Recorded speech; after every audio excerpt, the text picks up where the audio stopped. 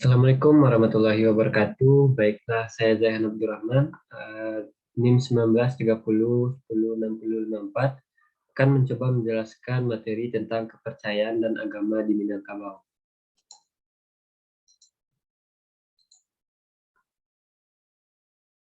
Kepercayaan dan agama di Minangkabau.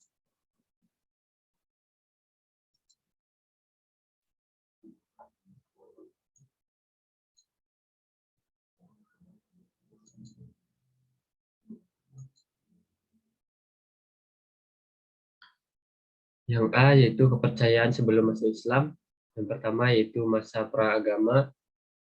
Masyarakat Minangkabau selain mentaati adat juga menganut keyakinan praagama, baik animisme dan dinamisme, maupun kepercayaan kepada makhluk-makhluk halus dan dapat membahayakan manusia, sehingga kepadanya harus diberikan sesajian atau pembacaan mantra-mantra.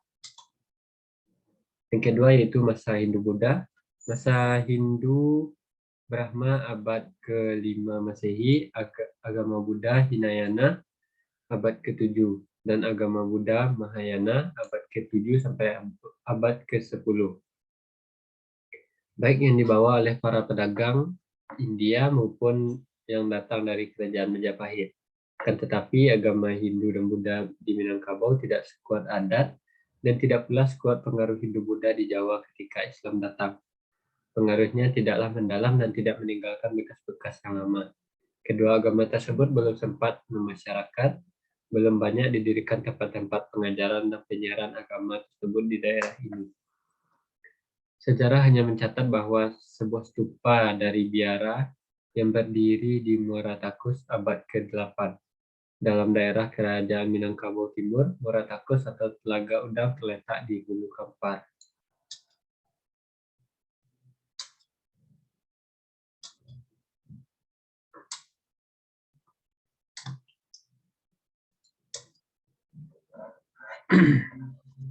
Adapun sebab-sebab lemahnya pengaruh agama Hindu dan Buddha di Minangkabau itu yang pertama, karena kedua agama tersebut datang ke Minangkabau dari kerajaan Majapahit yang dibawa oleh penyerbu, dengan demikian menimbulkan citra yang kurang simpatik bagi masyarakat. Walaupun Aditya Warman menjadi raja di Minangkabau, kekuasaannya tidak dapat menjangkau kehidupan masyarakat di nagari-nagari, terutama Luhak dan Tigo. Misi dalam bidang politik dan militer jauh lebih menonjol sehingga penyebaran agama jadi kurang. Pengaruh adat dalam masyarakat Minangkabau jauh lebih kuat dan benar-benar berakar sehingga tidak mudah dimasuki oleh paham-paham lainnya. Susunan masyarakat menurut kasta dalam agama Hindu tidak berkenan di hati masyarakat Minangkabau. Yang B yaitu masuknya Islam ke Minangkabau. Masuknya Islam ini diawali dari sejarah terdamparnya saudagar Arab di perairan Minangkabau yang kemudian menemukan perkampungan penduduk. Saudagar itu bernama Saidi Abdullah. Mereka diterima oleh penduduk dan sebagai anggota masyarakat. Lalu Saidi Abdullah ini yang memperkenalkan Islam kepada keluarga yang menerimanya.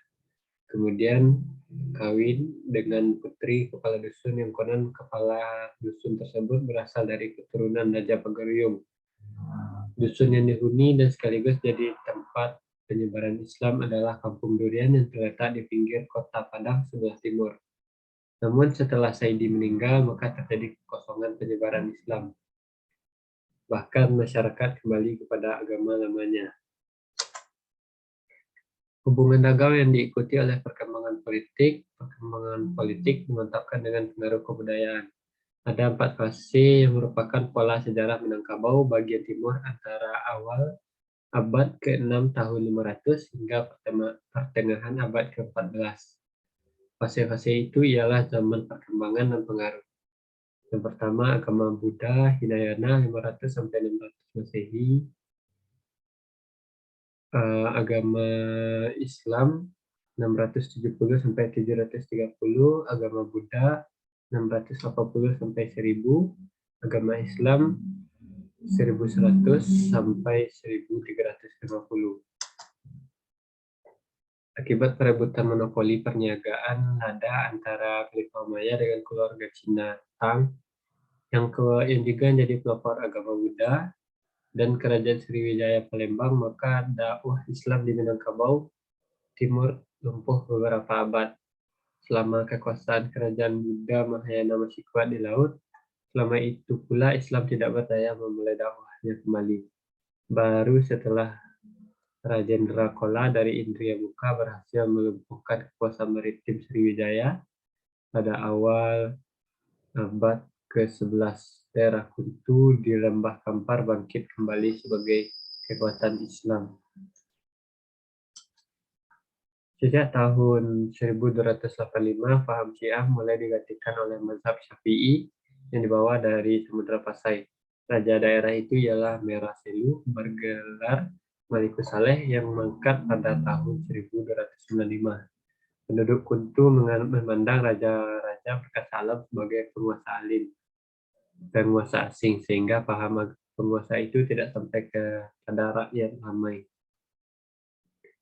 Lalu lintas laut bagi Minangkabau tidak semata-mata melalui Selat Melaka.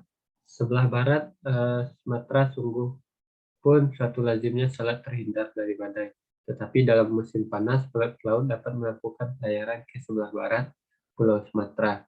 Dan ini pun perlu menghindari gangguan bajak laut di Selat Melaka atau bagi mengelak suatu pemeriksaan maritim Sriwijaya. Yang membawa Islam ke Minangkabau yaitu saudagar nahkoda Arab di samping berdagang juga melakukan peran sebagai mubalik Islam yang giat melakukan dakwah Islam, sehingga abad ke-7 agama Islam telah masuk ke Minangkabau bagian timur. Tahun 718, Sri Maharaja Indrawarman, Raja Sriwijaya Jambi, masuk Islam. Surat-surat antara raja ini dengan Khalifah Umar Abdul Salim tahun 717 sampai 720 masih tersimpan dan dipelihara baik dalam Museum Spanyol di Madrid. Surat itu membuktikan bahwa agama Islam yang dinasti Umayyah sebagai pelindung dan penyebarannya telah masuk di Minangkabau bagian timur sejak abad ke-7. Intensifnya pengembangan Islam pada waktu inilah yang oleh beberapa penelitian dijadikan sebagai dasar analisis bagi awalnya masuk Islam di Minangkabau dan menghubungkan dengan nama Syekh Burhanuddin Ulakan, yang oleh beberapa penulis dianggap sebagai tokoh pembawa Islam pertama ke wilayah ini. Syekh Burhanuddin adalah murid Syekh Abdurrahman Singkil, ulama Tarekat Syatariah Aceh. Syekh Burhanuddin dikenal sebagai pembawa aliran Tarekat Syatariah ke Minangkabau untuk pertama kalinya. Yang selanjutnya yaitu daerah yang dikembangkan oleh Jamaluddin murid Tuanku Nantuo di wilayah Agam. Dalam penyebaran Islam di Minangkabau, wilayah rantau memiliki arti penting untuk dikaji dan dijadikan pijakan sejarah. Karena kedatangan Islam di Nusantara tidak luput dari proses interaksi ekonomi antara pedagang luar dengan ekonomi pribumi. Namun tidak itu saja, wilayah pesisir lebih metropolis daripada wilayah pegunungan, mengingat posisi sebagai wilayah perlintasan transportasi yang sering dijadikan sebagai persinggahan pada ekonom asing. Kontak budaya dan agama lebih cepat diakses dan diakumulasi oleh masyarakat pesisir. Dalam penyebaran Islam di Minangkabau, wilayah pesisir atau rantau menjadi wilayah sentral perkembangan Islam. Informasi ini dapat dilacak melalui tradisi keagamaan yang dilakukan oleh seorang ulama di Pantai Ulakan, Pariaman yang bernama Burhanuddin. Burhanuddin setelah selesai menuntut ilmu dengan Abdurrahman Singkil di Aceh menyebarkan Islam di Ulakan dengan tradisi halaqah atau salaf, yakni sebuah tradisi penyebaran Islam yang face to face.